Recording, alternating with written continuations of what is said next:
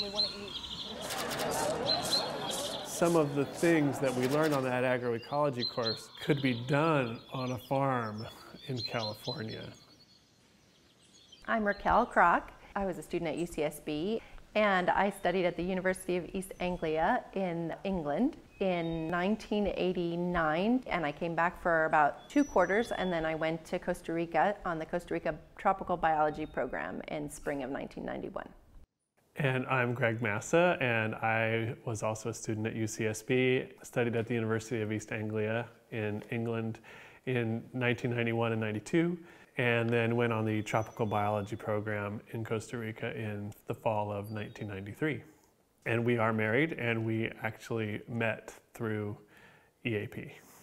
Raquel interviewed me when I was applying to go to England. She had just returned from her year abroad in England, and I was applying to go abroad, and she was part of the 5-member committee that interviewed me. To me, at first, she was just a person I had to get past to get to go abroad. Maybe you can say what you thought of me. No, the impressions, one was we like to joke about the classy sport jacket he was wearing when he came for the interview, which was not very common for, UCSB juniors to be wearing with a tie. And the second thing was he was from a rice farm family, and being from Los Angeles, I had no idea we even grew rice in California. So I was surprised. And it's ironic because now we're rice farmers. So I did not see farming in my future most of my entire life. I grew up here on, family farm. My dad was a rice farmer. His dad was a rice farmer, and my great-grandfather was a rice farmer.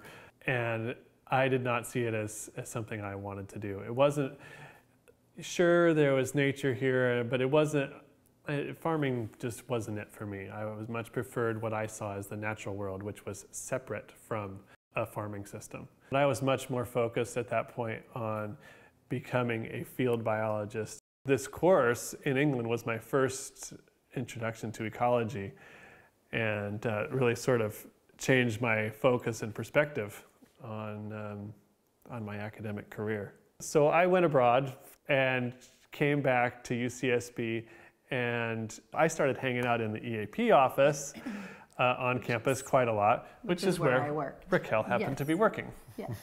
So it was my job in the office to meet and greet all of the returning students and prepare then the next students for their trips to different places. So that's how we... And once I saw she was there and we could talk about UEA, and then all of a sudden I started volunteering to do all the presentations on campus and host the parties. Host the returnee parties. Pretty much it was very quick after that.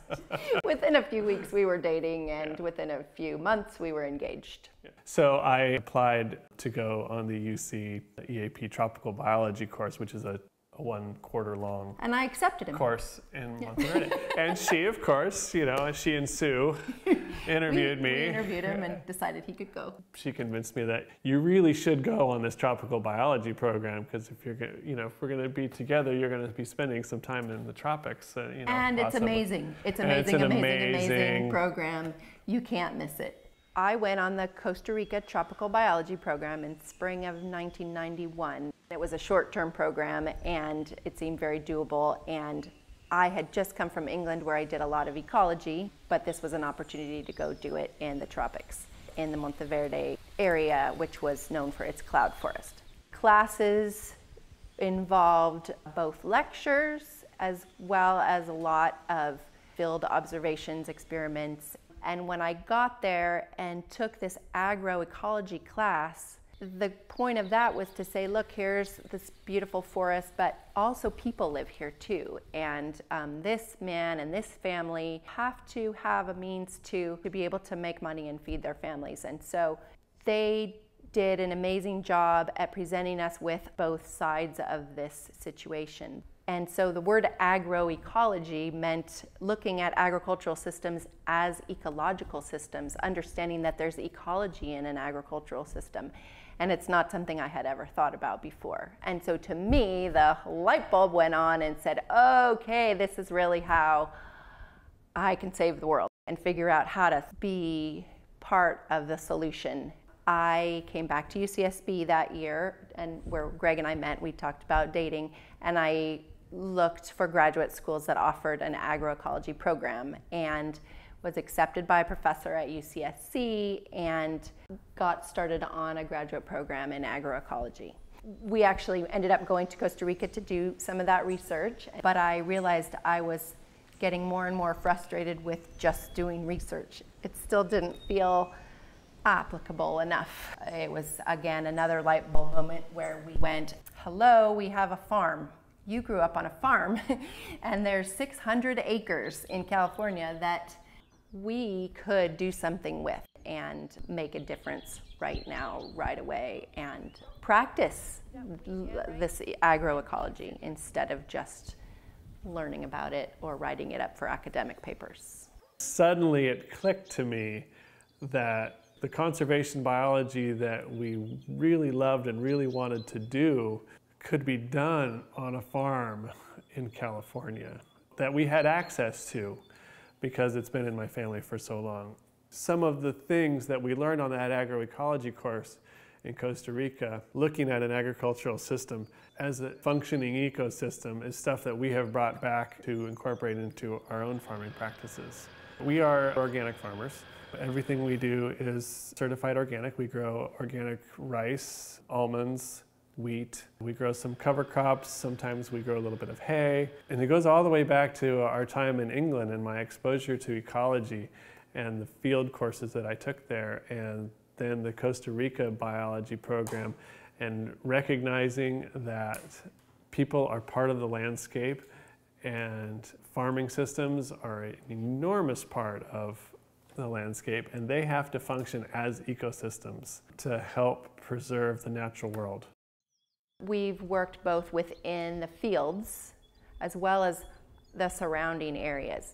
One of the things that's really crucial to the big picture farm that has everything is to have animals present on the farm, as well as just crops, because of the role animals play in a natural ecosystem.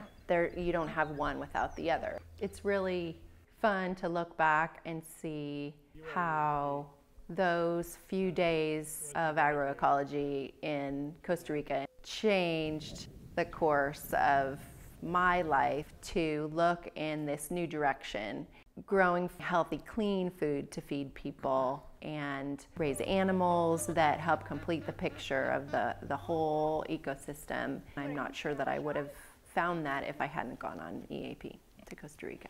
We're talking a handful of days, maybe 8 days, a total of a week out of her life that really changed the course. Everything. Yeah. It changed everything.